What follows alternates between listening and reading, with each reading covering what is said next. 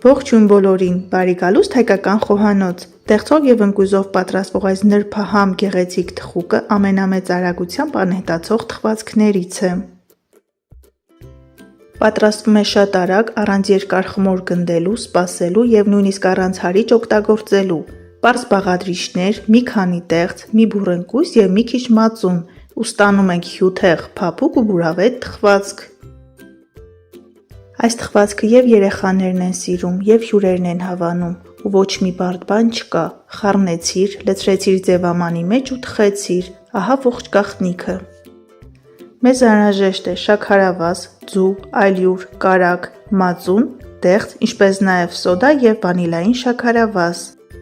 Համապատասխան տարայի մեջ կոտրում ենք 2 ձու, ավելացնում ենք 150 գ շաքարավազ, կես թեյի գդալ վանիլային շաքարավազ և խառնում ենք։ Քանի որ դեղցը բավականին քաղցր միրգ է և թխուկի վրա վերջում պետք է ավելացնենք շաքարի փոշի, խմորի մեջ շատ շաքարավազ չենք օգտագործում։ Ձուն և շաքարավազը մի լավ խառնելուց հետո այստեղ ավելացնում ենք 300 գ սենյակային ջերմաստիճանի մածուն։ Ավելացնում ենք 1 թեյի գդալ սոդա, որը կարելի է փոխարինել 2 թեյի գդալ փխրեցուցիչով։ Մի լավ խառնում ենք, որպեսզի սոդան ակտիվանա և մի կողմ ենք դնում։ Եթե թխվածքը պատրաստում եք փխրեցուցիչով, այն ավելացրեք վերջում, ալյուրի հետ միասին։ Մեզ անհրաժեշտ է 3 հասած, հյութալի և քաղցր դեղց, հեռացնում ենք կորիզները և կեղևը։ Կեղև ազատելուց հետո 2 դեղցը այսպես բարակ շերտատում ենք, որը կօգտագործենք ձևավորման համար։ Իսկ մյուս դեղցը անց ենք կացնում քերիչի խոշոր անցքերով, այն կավելացնենք անմիջապես խմորի մեջ։ Թխվածքին յուրահատուկ համ հաղորդելու համար կավելացնենք 50 գ ընկույզ։ Ընկույզը մարացնում ենք և քերած դեղցի հետ միասին ավելացնում ենք թաց բաղադրիչների վրա։ Սիրելիներս, այս բաղադրատոմսով, դեղցով և ընկույզով թխվածք պատրաստելուց հետո խնդրում եմ մեկնաբանությունների բաժնում կիսվեք ձեր կարծիքներով։ Փափկություն, նրբություն հաղորդելու համար ավելացնում ենք 100 գ հալեցրած կարագ, որը կարելի է հալեցնել միկրոալիքային վառարանում կամ գոլորշու վրա։ Այս ամենը կրկին խառնում ենք և ավելացնում ենք 250-ից 280 գ ալյուր։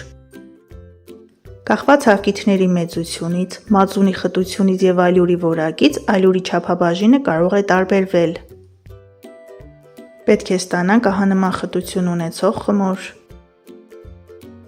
Վերցնում ենք ջեռոցի համապատասխան տապակ, մի փոքր ձեթ ենք տարածում և լցնում ենք խմորը։ Խմորը համաչափ տարածելուց հետո վրան գեղեցիկ շարում ենք դեղցի կտորները։ Թխում ենք նախապես 180 աստիճան տաքացված ջեռոցում մինչև պատրաստ լինելը։ Խմորեղենի պատրաստ լինելը ստուգում ենք չոփիկի միջոցով։